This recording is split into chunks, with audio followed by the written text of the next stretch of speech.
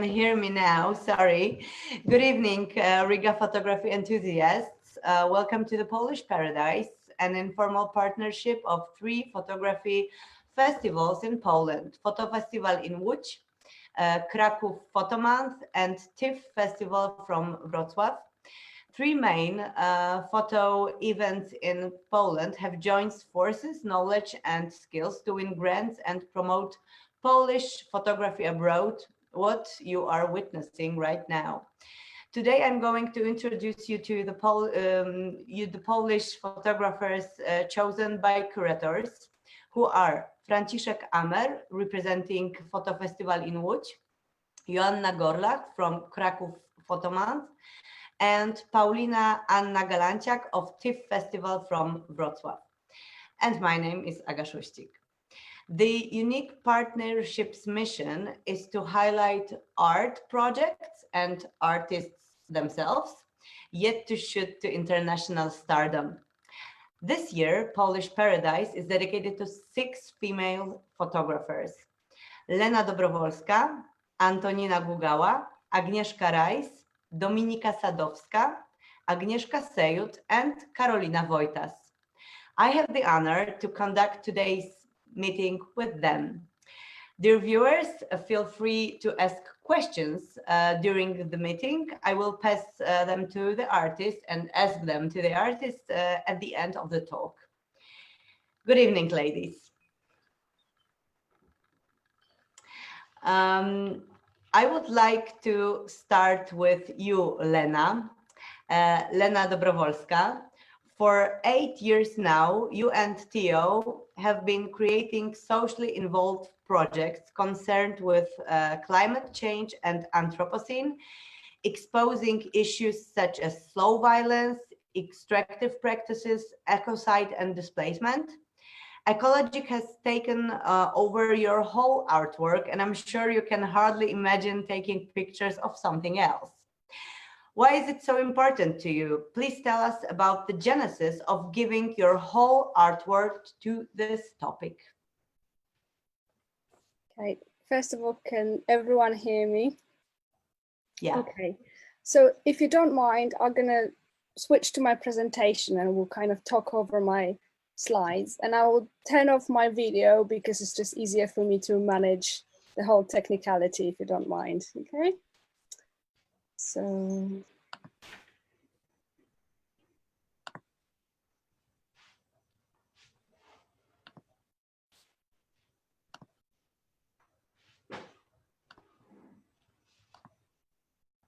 can everyone see this?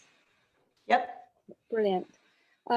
So thank you so much for having me on this panel today, and I'm really delighted to be in this group of really amazing female artists. So I guess what I will share with you is some slides from previous works, and then I also would like to show you a dummy for Future Scenarios project, the book dummy that we're currently working on. So I'm sorry if I'm not strictly referring to any specific photographs later on. But so the kind of interest in the subject happened quite organically. In 2013, Theo and I went to China. It's actually Theo's trip. He was sent there on a scholarship and I followed. And we kind of returned with this being greatly impacted by what we experience in China, particularly in relation to the impacts of globalization. And for me, kind of thinking about the psychological burden of kind of progress and the pressures of modernity. And after this initial experience, we have decided to come back to China, to the Western regions, to the Tibetan Plateau, and make quite a focused project on glacier recession there. But as we started to research glaciers themselves, but also as we started our field work there, it has become clear that it was not possible to talk about glaciers without speaking about the intense modernization of this region, about China's Western development strategy. And it was impossible to talk about glacier recession without speaking about the indigenous people and their cultural worldviews and their political and cultural oppression. So this is feedback loops. This is how this first body of work kind of came along.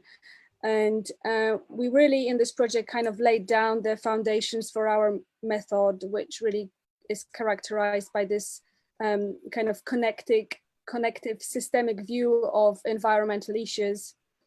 And for example, here on this slide, we see a kind of an artist's interpretation of a feedback loop diagram, which represents the systems in which the Tibetan plateaus play a role. So this is everything from kind of regulating monsoon to pollution to impacts on particular species that live on the Tibetan plateau.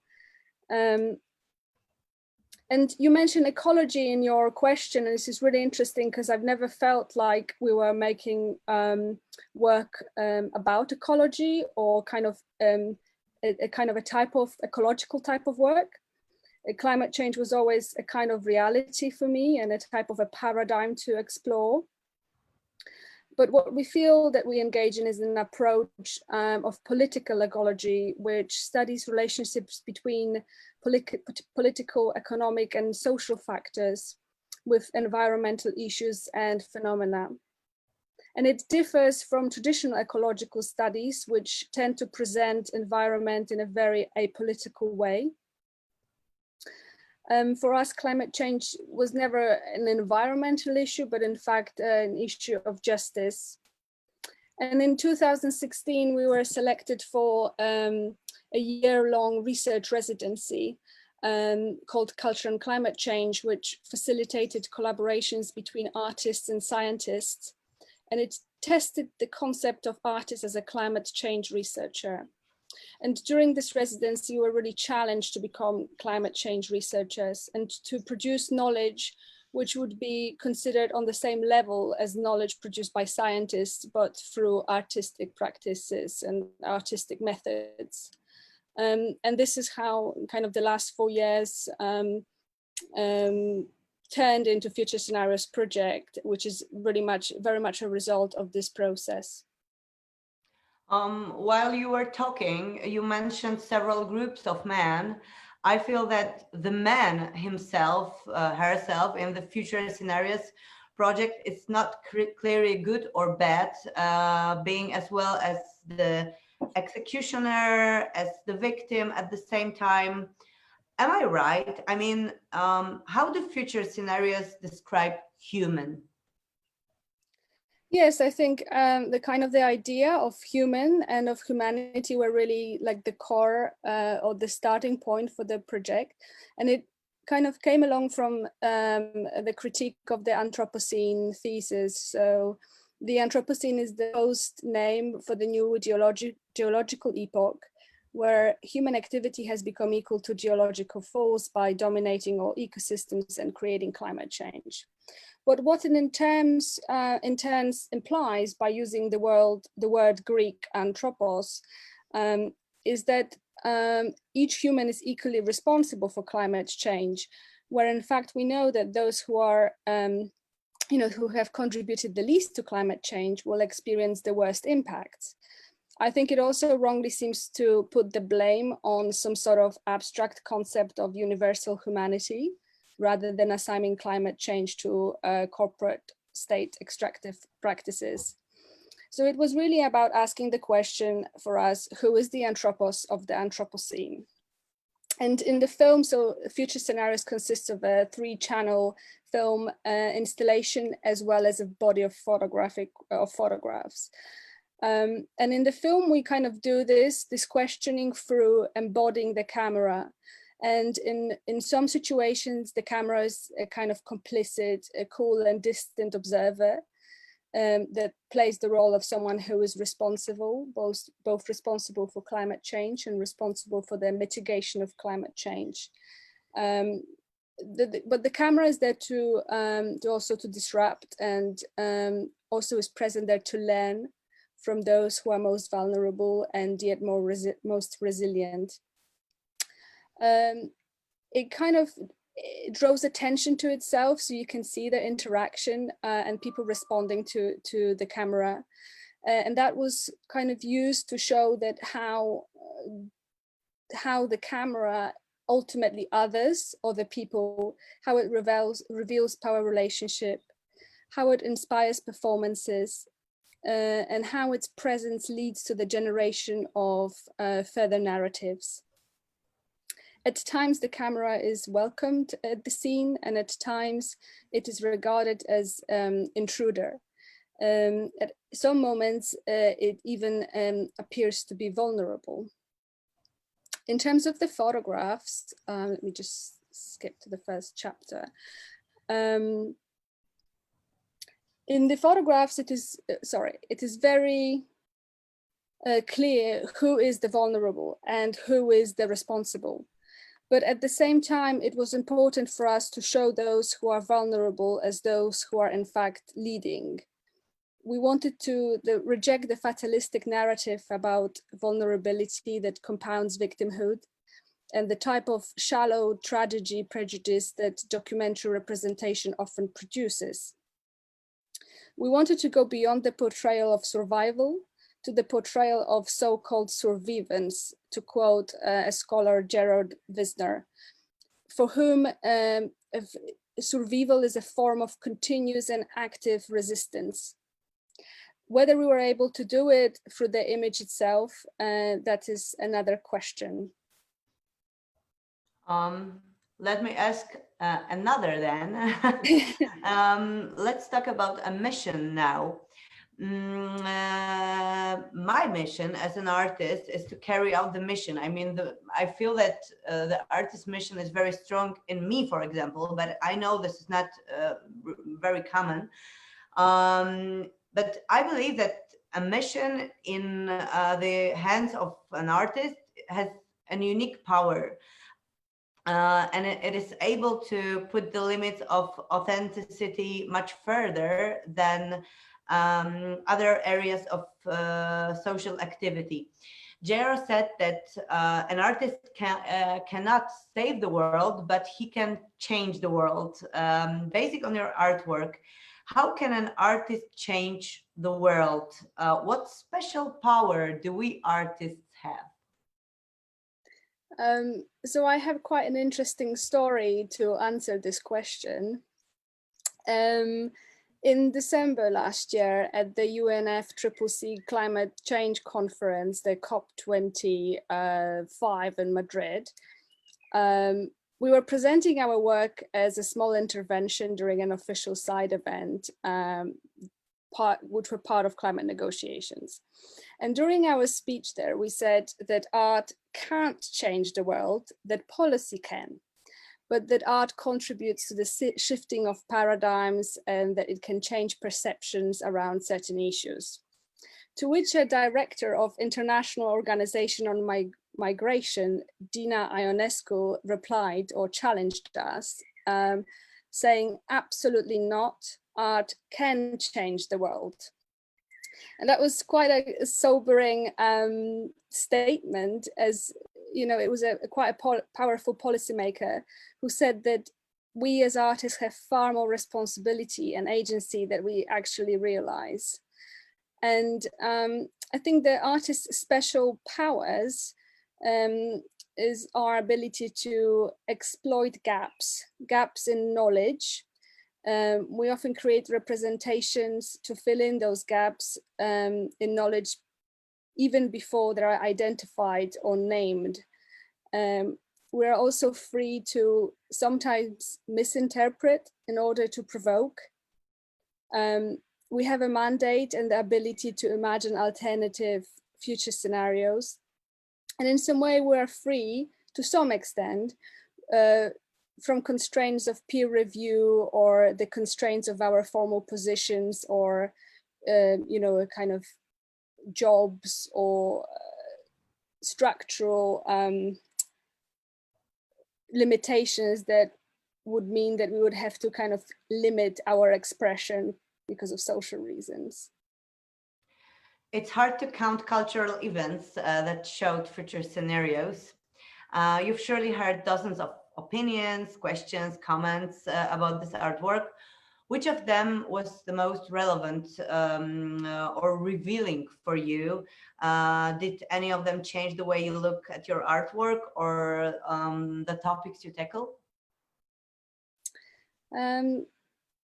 Definitely. We were very lucky to be able to present the project both in art setting and in other public and political forums. Definitely showing work to climate experts was an interesting experience. We didn't know that they were the audience that actually needed educating about climate change. We didn't think they needed artwork that would, remind them that we need to act with urgency. But the response actually proved us wrong. Another experience, which is a really nice experience, was seeing people watching the film 2 or 3 times in a row, and people engaging with us, often wanting us to explain each individual scene because they were so immersed in the experience. And the film doesn't really provide you much explanation. It kind of draws heavily on people's own interpretations. In the past, we also faced a lot of antagonized people who were angry, actually, because they felt like they were made to feel guilty by the artwork. We also have removed one fragment of the film because we wanted to make it accessible to all audiences.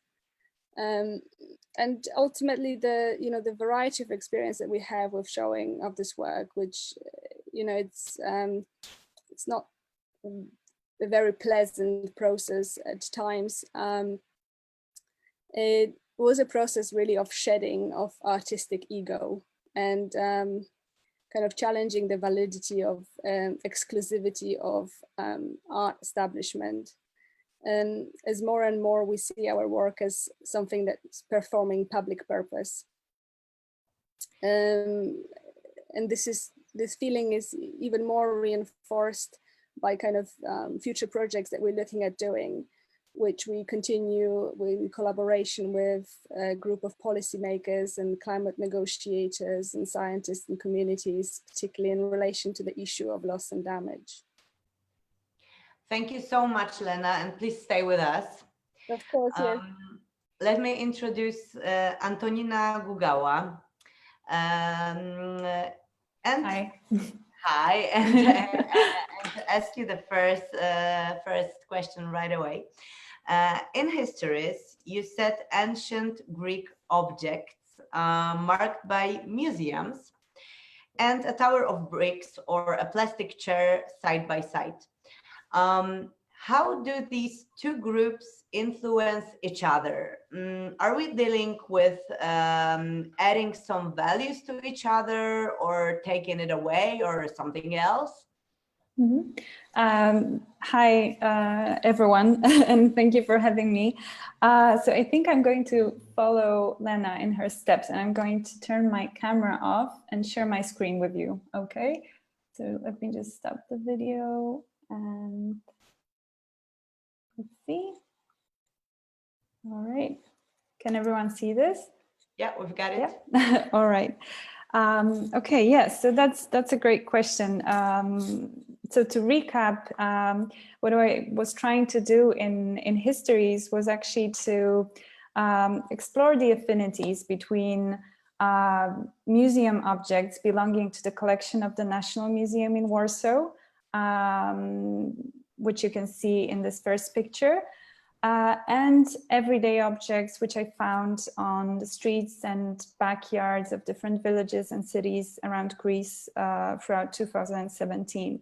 And the idea to pair these objects, to juxtapose them, came from this mild obsession that I've had for many years with the question of how we define a museum object, and what is the line between an everyday mundane object and a museum-worthy object.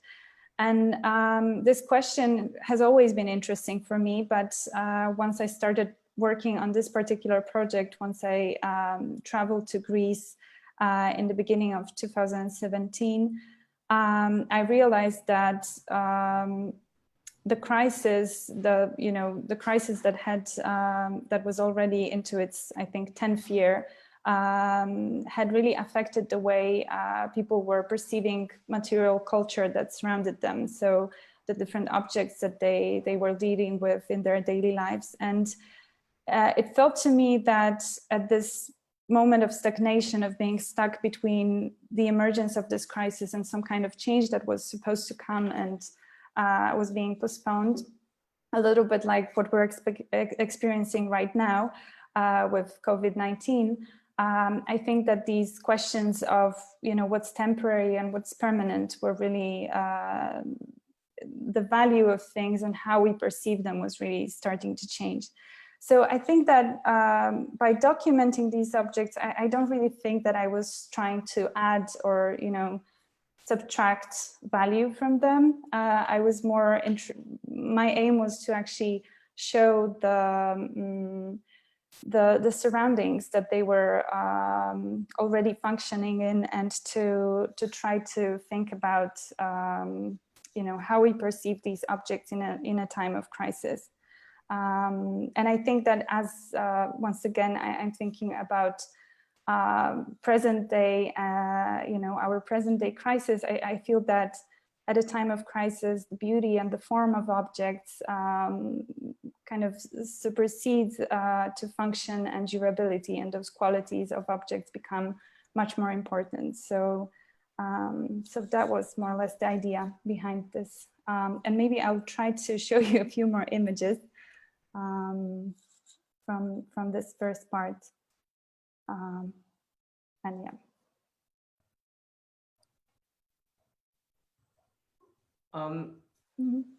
Should we wait or? I think you can go ahead and okay, with the next question. Yeah. Okay. The art of ancient Greece makes humanity rich.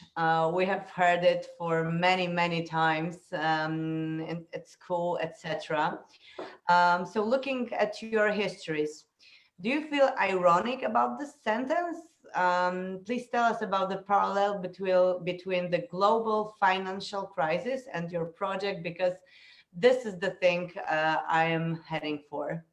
So yeah, that's another big question. I'm going to try to briefly answer that. So in early 2017, when I started working on this project, the economical crisis was, still a very central topic in all mainstream media, and there was a lot of talk about the Greek financial debt, about whether Angela Merkel was going to cancel that debt or whether she was going to apply more austerity measures. And I think at some point I was really, I was really interested by this idea of debt and what it means in different contexts. If we think about debt in the context of finance, it's obviously very easy to measure that. But if we think about debt in the context of culture, then it becomes a little bit more difficult to define. And I remember that back in 2017, there was this clash between the way that Greece was being portrayed in the media. On one hand, we were seeing images of modern day Greece as this country on the verge of bankruptcy, this like chaotic peripheries of Europe. And on the other hand, there was a lot of talk about the cultural heritage, about Greece, ancient Greece being the cradle of European cultural identity.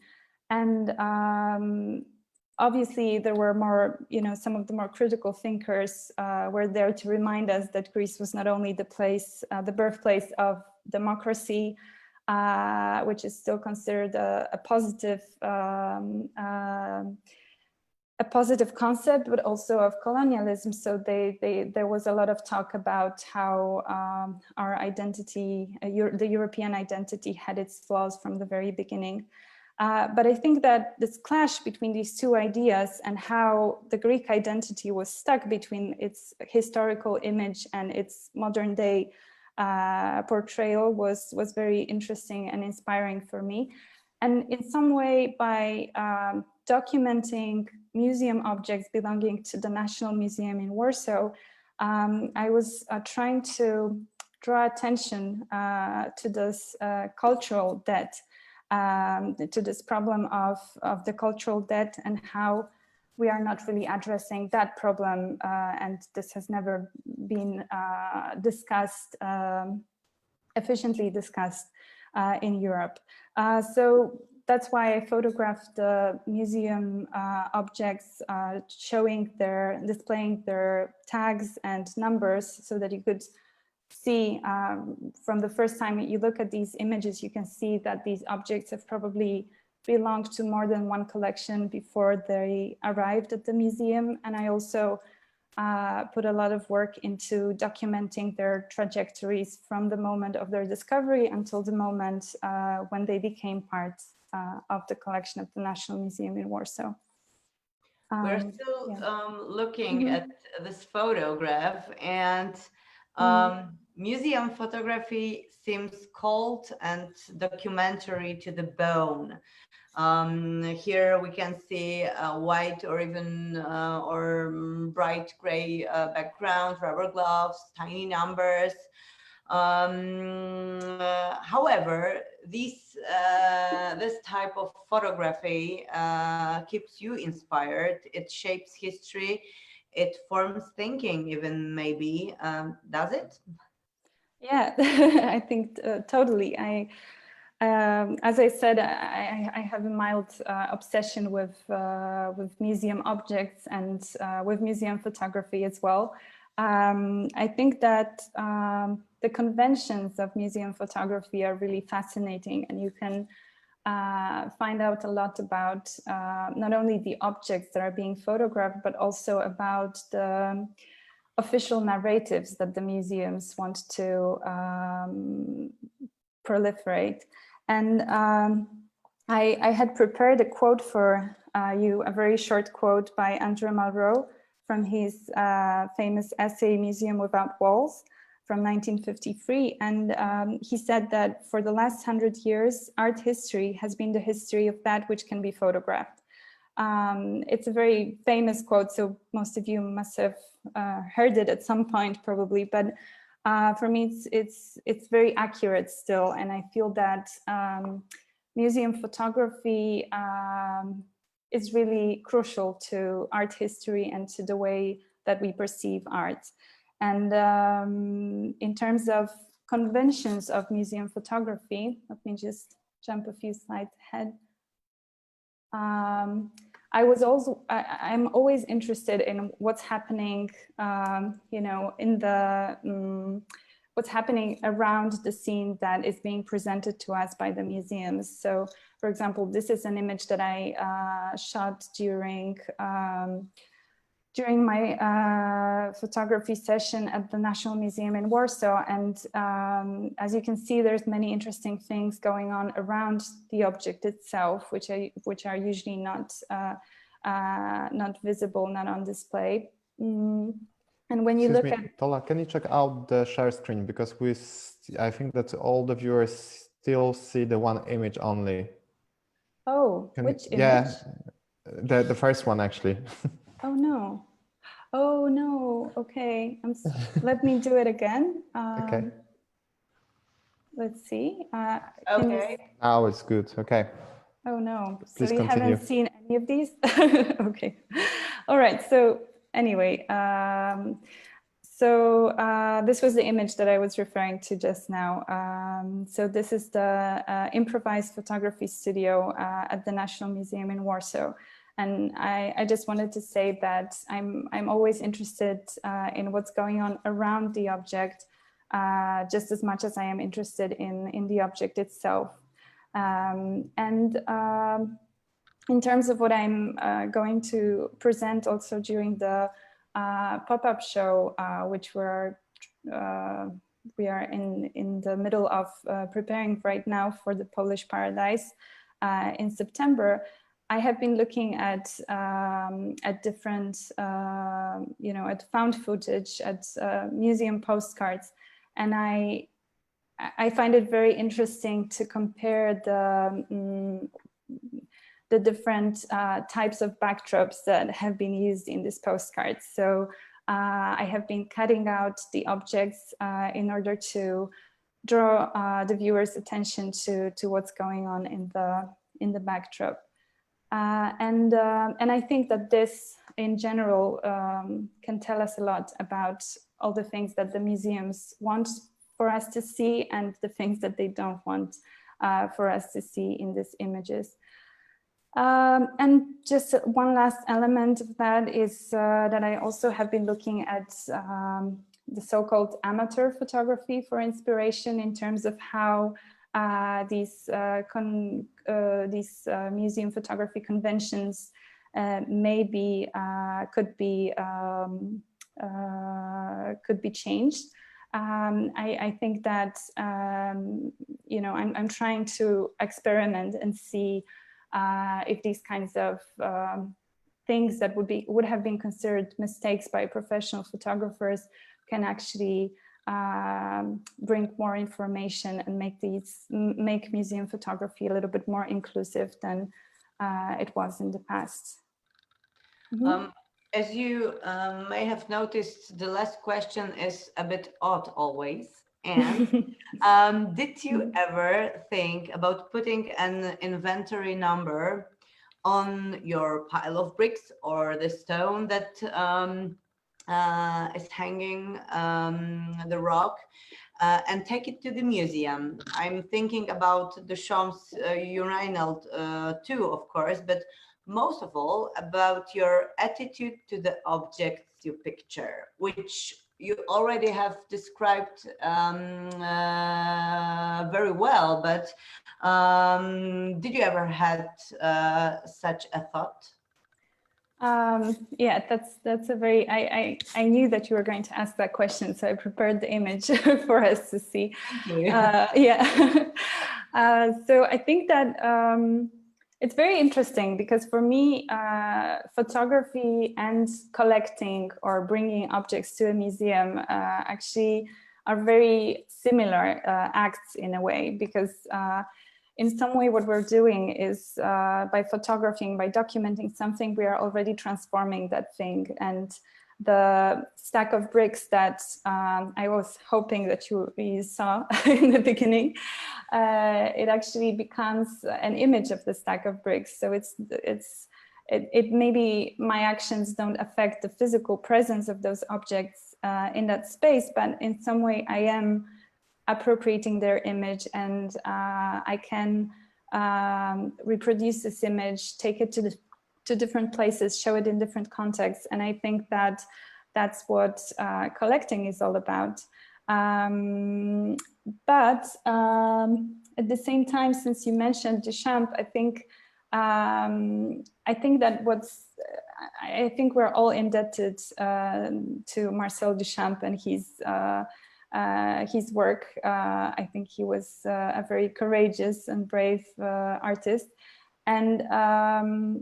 But in terms of this particular piece, I think that it's very interesting to think about Alfred Stieglitz's input into this project, because from what I know, the urinal was never exhibited at the Society of Independent Artists show. It was taken down before the show opened, and later on it disappeared. So the only actual evidence of this ready-made is the photograph that Alfred Stieglitz took of this urinal, which accompanied an article in a magazine called The Blind Man. And I think that it's always interesting to think, what would have happened if Alfred Stieglitz had not taken this picture, if he had done it in a different way. And I think that this is what's the most fascinating thing about photography for me is the meaning of documentation and how you can use that to transform an object and to transform the image of that object. So yeah, I think that's more or less it. Thank you very much. That was Antonina Gugala. Thank you, and please stay with us. Agnieszka Rayss, you're with us as well. Let me get to you with the first question. We live in a culture of war. Countries carry out expensive armament activities, and along unmanned aircraft of vehicle masking technologies, various types of bombs are being developed. Do you feel scared? I mean, how real and current can be the world you are taking us to with the Soviet nuclear project? Hello, everybody. First, that was your question when I first was thinking about it. So your question about being or not being scared was quite surprising, because as a documentary photographer, I sometimes get to the really far places, and I document stories which are scary. And this is also the case of this Soviet nuclear polygon in Kazakhstan, which will be shown during this pop-up show. And I don't think, and this is this story and this project is more about memory and about forgetting and disappearing, more than about the power of atomic missile themselves. So I was somehow attracted by this. Well, first of all, by this story, but also by kind of well, it's maybe not the right word, but there was also a kind of beauty somehow combined with this story, because there is a lot of science, of course. There is a lot of really very beautiful archival images, archival movies documenting this atomic explosions. There are also stories written by people who saw these explosions with their own eyes. So that was more fascination than fear. I know how it sounds, but also the fact that these stories are really, they happened really a long time ago. The first atomic bomb was exploded in the beginning of 50s. So and the polygon was closed in the end of 80s. So this is really history. This is not. This is, for me, it was not now. It was a long time ago. Okay, Agnieszka, a technical thing. Could you please turn your speaker a bit down, because your speaker. Okay, thank you, because we have a kind of an echo, and I hope it will go away. But I hope this one didn't interrupt in the story, because I'd like to ask you about Andrei Sakharov now. He is mentioned in the project title, so I think I have to ask about him. He actively, this is a very interesting person, because he actively participated in inventing thermonuclear bomb, but finally he became a pacifist, received the Nobel Peace Prize, and had been fighting for human rights, considered as a public enemy in Soviet Union. Why has this person inspired you so much because of this story? And what would you like to tell him if there had been an occasion? So the first question to you is, can you see my screen right now? Yeah, of course. Okay. Okay, so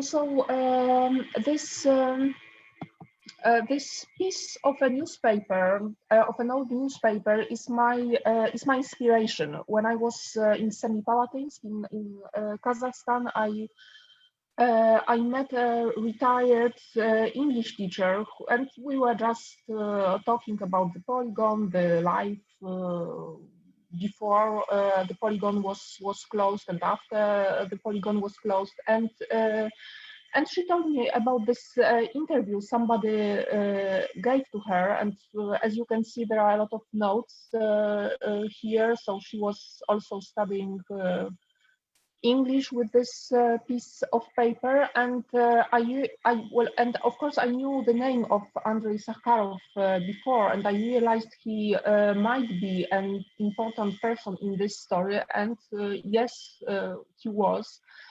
And he was an important person in this story exactly because how you described him. He was involved in this first thermonuclear bomb, in this first Soviet thermonuclear bomb production, and he witnessed the explosion, and also he witnessed several other explosions, and but he was perfectly aware that this kind of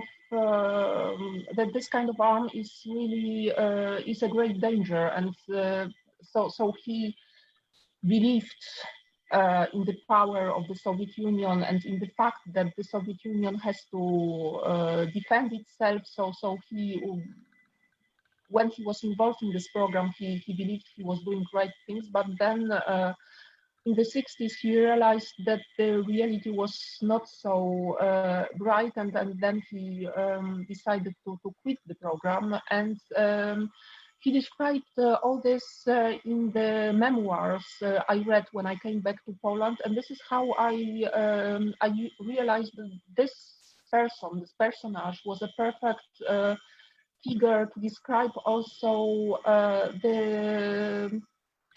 the Soviet Union, the totalitarian state itself, and its production of this deadly weapon, and the use of these huge areas where polygon was placed because it was supposed to serve to the greater good. It was, of course, there were a lot of deaths, and there were a lot of accidents, and it was all these explosions. It was not safe at all, but they decided to do it because they believed probably in need of the production of this weapon. And Sakharov had courage to say no at a certain point. So and to describe it and to say it very clearly. So this is why I decided to. Well, it was not even my decision. He appeared when I talked to this teacher, to this owner of this interview, and then he stayed in this project as a kind of kind of person that reminds us in what this country, but well, not only this country, in what we participated. So I don't, well, I don't know what I would tell him, except that that it was really brave, and I remember the time of communism. So I can imagine how brave it was to say no, that we should stop all this production of atomic weapon. But probably I would, if he was alive, I would prefer to listen to him, to know what he has to tell. And I'm happy he left these memoirs, because all this ambiguity of his way of thinking in the 50s and 60s. It was really well explained. Looking at the conversation with academician Sakharov project, Yes. I think that responsibility is the word we should analyze while looking at it. How did you redefine this term when you were tracing the remains of the Soviet nuclear test sites in northern Kazakhstan? I'm pretty sure that being a co-founder of well-known Sputnik Photos collective and communing with countries' countless documentary projects also made you think about humans' responsibility many times. Of course, but my own responsibility here in this project is just being a witness, and also I remember that well, I am kind of privileged that I can go and see all these places and talk to people who also witnessed all these events themselves. So I don't think I am. I have a. I think that responsibility is really to politicians and to people who really have power. So and I don't think that because here we can on these pictures we can see the events that took place during the Cold War era. And so Cold War, of course, stopped when the Soviet Union collapsed. But I think that all these conflicts and this race of inventing the better, the stronger power, stronger weapons, that didn't stop. And I think this responsibility is still in the hands of these people who have power, of people who are at the head of the nations. So well, responsibility of the photograph is really a very small one. I'm sorry to say this. Let me ask you about one of the pictures we have just had, about Yes. the one with the brown item in a glass vessel. What is it, and why does it look like a heart? So this is one of my favorite pictures in this project, and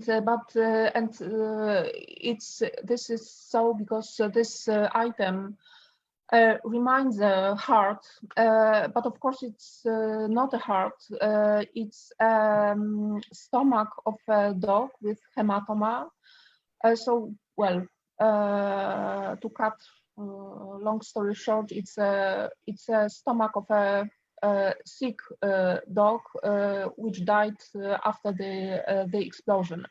And this object, this item, I found in a small museum of the polygon, which is very difficult to access, and it was really touching to get there, but it was very, well, I felt very strange looking at this small glass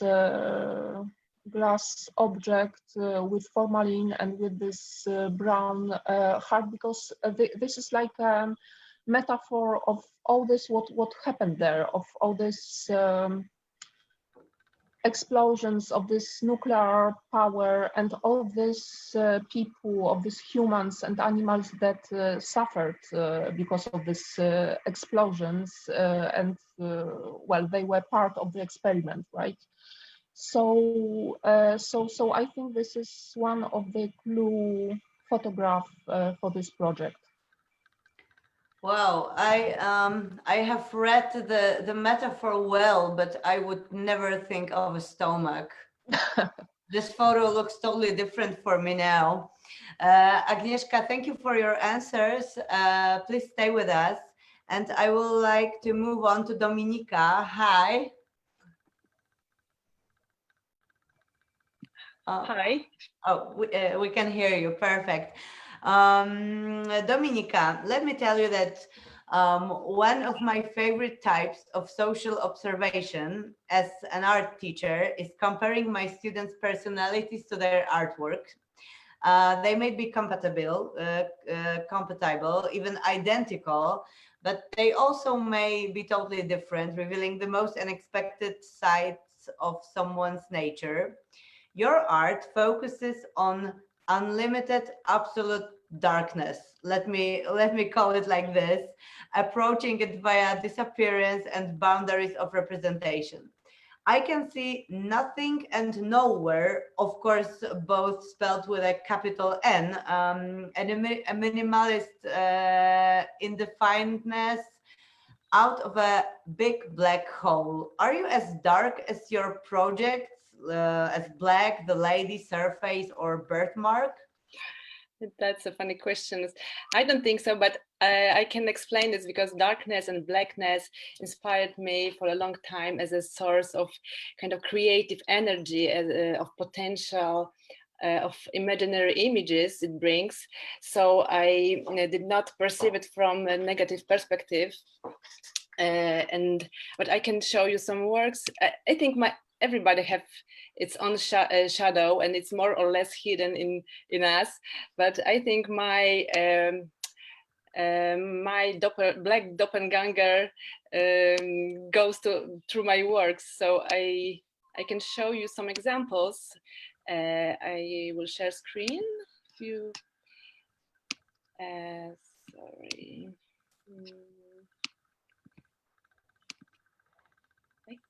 What does it? Sorry. Okay. We can't see it. Yeah. It's wait moment. Got it. Yeah. Sorry. I think it will be not. Sorry, technical problems, but don't worry. So I can give the example of my work birthmark. It's a quite huge object hanging in the gallery, and it was a kind of result of my photographic experiments called the Black Series. So I tried to find and not to create and to photograph some kind of substantial blackness, darkness, and I tried to create it in my studio. And when the point of starting was like creating this kind of substantial blackness, but after a while, after a long time, when I started to prepare the exhibition, I realized that I channeled my traumas linked with a kind of problem with my health, with kind of very dangerous mark on my body. So it was completely unconscious process. So literally my work keeps me in good condition, I think. Mm-hmm. Yeah. And which of your artworks represent the statement we can read on your website best, and how do they do it? One moment, I stop sharing. Okay. Well, the statement on my website says about three things, and it's the darkness, the visual perception, and kind of media to media transfer. And the examples are the best, I think, because I can show you words represent them.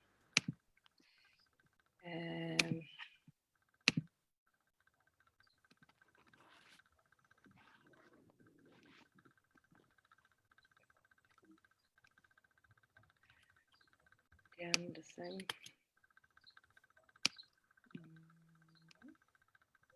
So in the series, It was a series when I was searching for the limit of visibility. This moment when the face is visible, is almost invisible, but the viewer can feel it. It exists, and the visibility. It was very hard to find it because I was doing it with my own eyes. So people over 15 years old, they had some troubles with seeing this works, and it was really interesting for me to give the impulse for the viewer to for searching the point of view where he can see the work or see the kind of traces of the work and can imagine the image or can start to searching the image. Here this is the exhibition view. So it was kind of hard to see some works.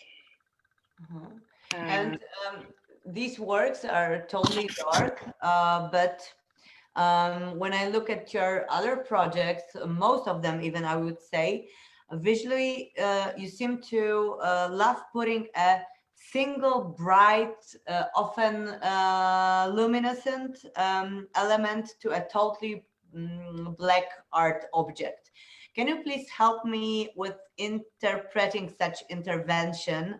What is the relation between a pulsing spot, singing lips, or white canines, and the very, very black rest of the object of the project?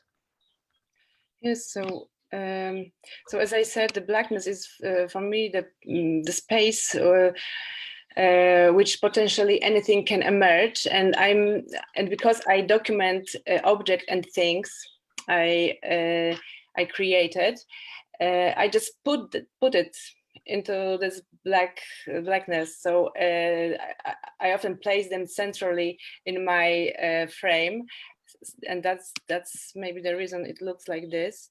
I show you some example again. Let me show you this. Yeah, so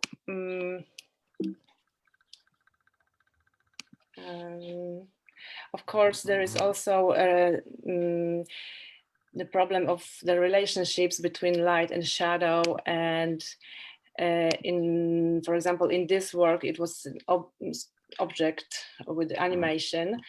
You can see the process of a video.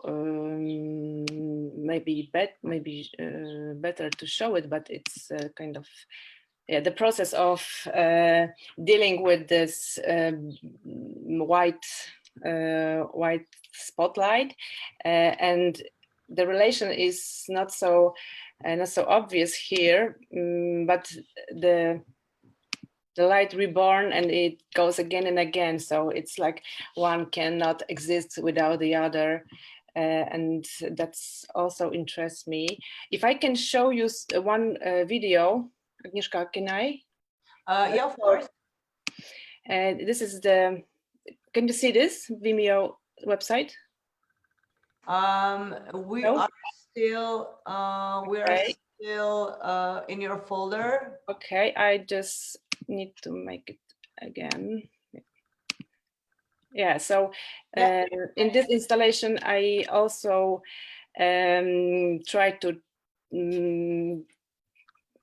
I don't know, make this relationship with the light and shadow not so obvious, because the light turn out into the shadow, and it also makes some after images in the eye of the viewers. I don't know if you see this.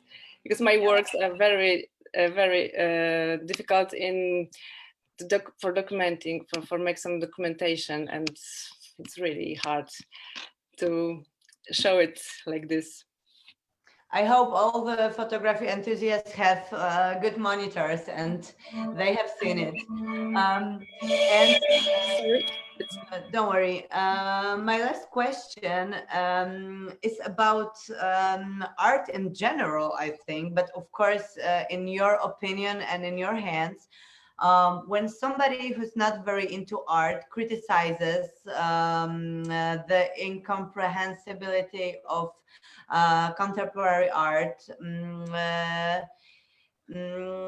conceptual art and things you do seem to be the best to refer to. Do you have the ambition to take the conceptual art out of the galleries and encourage society to see it, to accept it, maybe even to like it and to understand it? Or is an art gallery the best environment for such works as yours? The idea is very close to my heart, but most of my works need special conditions to be shown. So the gallery is the best place to show my works. But I implement this this idea to make art more visible for the other viewers in my educational work. And if I have the occasion, I create also some kind of events when I can change a place to show my art. I can show you also one. No, sorry. One project. Okay. With the exhibition I made with my friends, with my friend Jacek Mach. He's a fashion designer, and we created the exhibition in the hallway of the Łódź Philharmonic.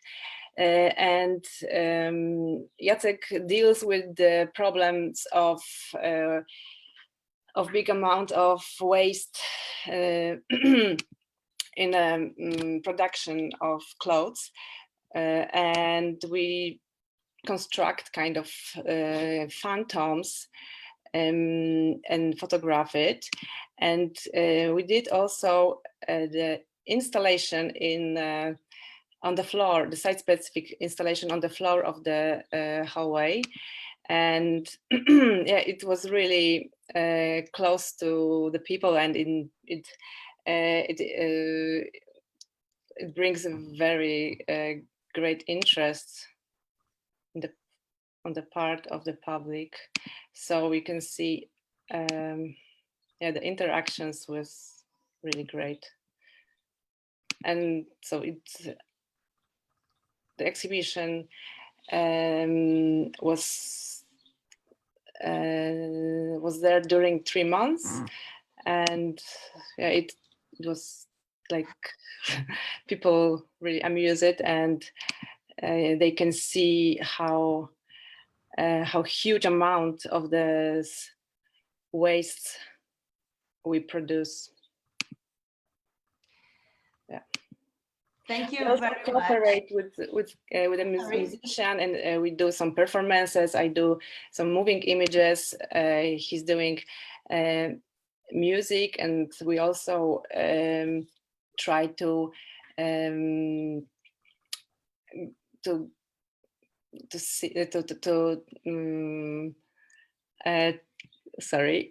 also try to show this performances, this live set in the places different from the galleries. So yeah.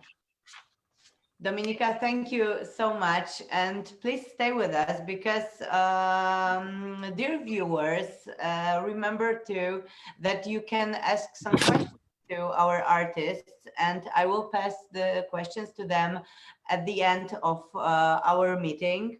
The next person, Agnieszka Sejud, recorded her answers for us.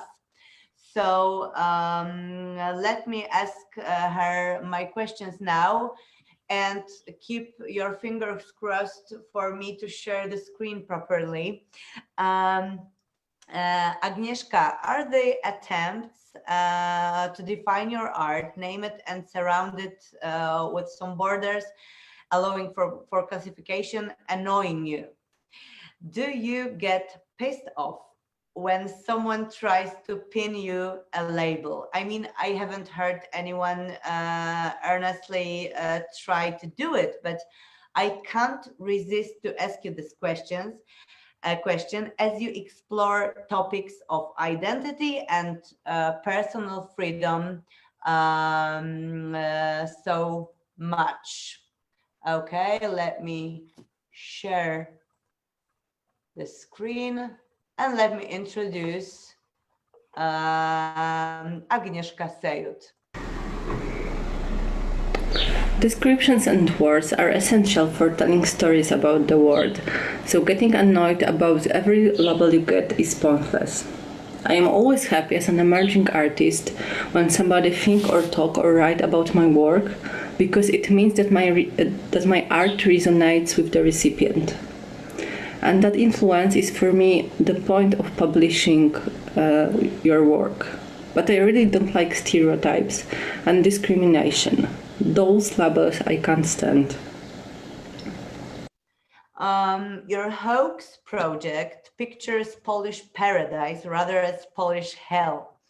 We as a nation interpret everything wrong, dumping tons of plastic in the name of All Saints' Day, crushing homosexuals while talking about Christian fellow men, trusting clergy who, as you say, look like they have committed all 7 deadly sins. What is going to happen? I mean, are you scared? This is the second time I'm asking this one today. Is hoax about being unable to change, unable to open eyes, unable to see and understand? Somebody told me that my project hoax could have various interpretations, so I believe someone could receive it as laudatory, not criticism. Of course, I dream about my country becoming safe for everyone, tolerant and democratic, but for now, we feel a bit ashamed of being Poles. On 28th June, there will be presidential election day, and Poland has plunged deeply into constitutional crisis. I hope that we will be withdrawing from the crisis in the nearest future, not getting any deeper. It's a serious issue when the people in power are breaking the law daily. For now, they are only interested in keeping the power, neglecting their duties, not taking enough care about the people. Maybe we should stop relying on politicians and take matters into our hands by realizing various forms of self-organizing. Be more involved citizens, not only consumers. I hope one day we will be equal regardless of gender, orientation, origin, or position in the state machine. Of course I am scared, and I consider emigration. Poland is civilization of death for now. Jesus outstretched on the cross on almost every crossroad. We love coal, concrete, and to cut down the trees. Mowing the grass, hunting, eating meat is national tradition. I hope we will wake up before it's too late. The next question goes like this. You're an artist, Agnieszka, an activist, a creator, a designer. Many professions mean many dreams. What is the best email you could possibly receive to boost your career? What message would announce your biggest dream come true? I hope this one will help me understand the statement behind your artwork. My life is a dream. My work is a dream. I can't think about any email I can get to make it better. I don't even think about the career. It's illumination for me. I try to live here and now.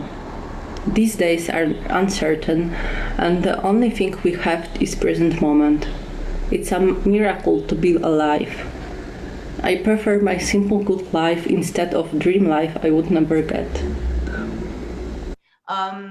Together with Karolina Wojtas, which I will interview in a second as the last artist today, you create the Kwas Collective. What are you working on? In Kwas, now we are in the middle of a project. We made together with our friends an upcycled collection of clothes called Kwas LGBT. We are selling them on internet auctions and money goes to LGBT organization in Poland. Check out our Instagram account to find more. We will be adding more clothing in the next days, so I invite you to check it out. Thank you. And now I will try to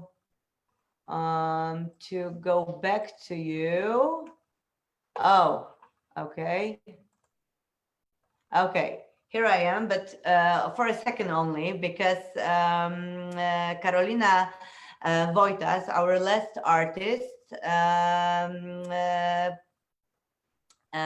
she also recorded her answers for us in a very interesting way with her little brother in a garden. So that will be something different for you. And Karolina, together with Agnieszka, they have the Kwas duo. And Karolina says that she lives in a colorful world of experiment and endless fun. She recorded the answers, so her brother will tell you how is there.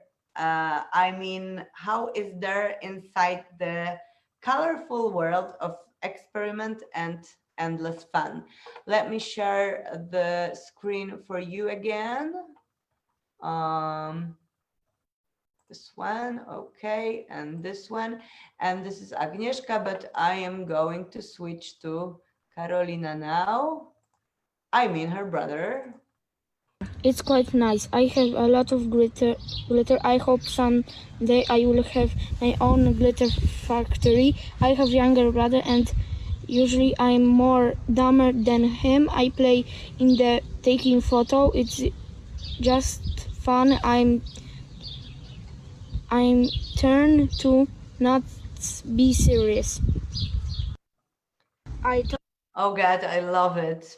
The second question will be about the amateur photography. It grows out of the tradition of capturing splendid and important moments in life, First Communion, which is visible in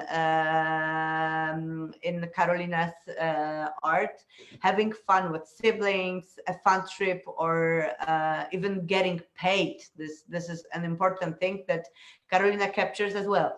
I can see all these moments in Karolina's art. So, Karolina, do real moments and memories from your life inspire you? Do you dig through old photos in family archive to figure out what's next? Totally love amateur teachy photos. I always dream to do the same. I take photos, things, people with is around me. I want to understand it.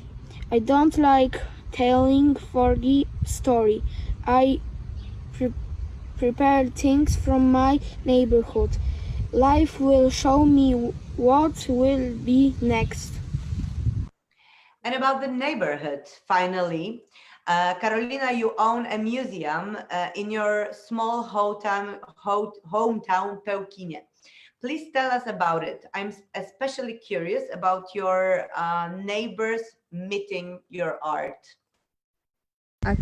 My mother closed my museum, but I found a new temperate place. It's a little smaller, but it was a wonderful place. We prepared a village fest. Neighbor brings some sweets. Maybe they don't understand all, but we spent together great time, and this was the most important.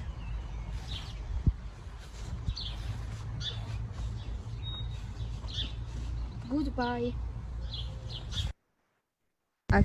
My mother. I'm going back to you. Yeah, okay. Thank you, Karolina. Thank you, Karolina's brother. Finally, I just think that I could ask a question to all of you before I will get through several questions for our viewers. A spontaneous question from me. We were talking about Poland so much today. So what is a Polish paradise? I mean, not the intervention, because we all know it, but these words, Polish paradise, what do they mean to you, ladies? Anyone?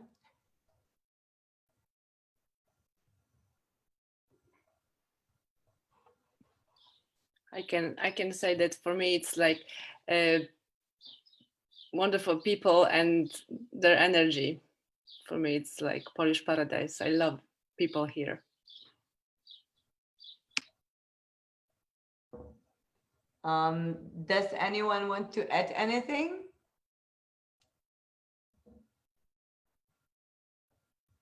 I surprised you, I feel. You did surprise us, but well, you asked this question in a really difficult time, and what Agnieszka Sejud said about this paradise being hell is, and the connection about paradise and hell is quite meaningful, and especially today. So maybe I'm not very optimistic because Polish paradise. When somebody asked me, when you asked us about this Polish paradise, I felt like, you know, it doesn't exist. So because of this very turbulent time and all these human rights problems and authoritarian power and so on. So I'm really. You also asked me if I was scared doing my project, but I am somehow scared about what is going around me. I will get to the viewers' questions now. Do we have any? No. Let me then be sure that many of Riga photography enthusiasts were with us, but I just asked all the questions that we needed. Let me keep it like this. Ladies, I'm really, really grateful for all your answers, which were inspiring for me and for the viewers, surely. Let us all keep our fingers crossed for all of you to shoot to international stardom. That was Polish Paradise 2020, meeting 6 female photographers. Lena Dobrowolska, Antonina Gugala, Agnieszka Rayss, Dominika Sadowska, Agnieszka Sejud, Karolina Wojtas. Chosen by curators: Franciszek Amer, representing Photo Festival in Łódź, Joanna Gorlach from Kraków Photomonth, and Paulina Anna Galanciak of TIFF Festival from Wrocław. Thank you very, very much for your answers. It was an honor to talk to you. I would like to thank Riga Photomonth for the great opportunity to organize this meeting as a part of the festival.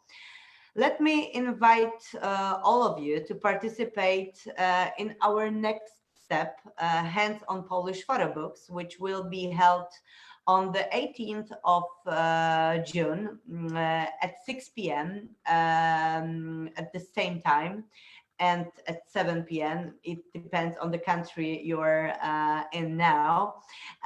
This time, Franciszek Amer, representing Photo Festival in Łódź, and Michał Leśniowski from Krakow Photomonth will tell you about Polish photo books. I'm very grateful for having me here as a host. Thank you for your time very much, and good night then.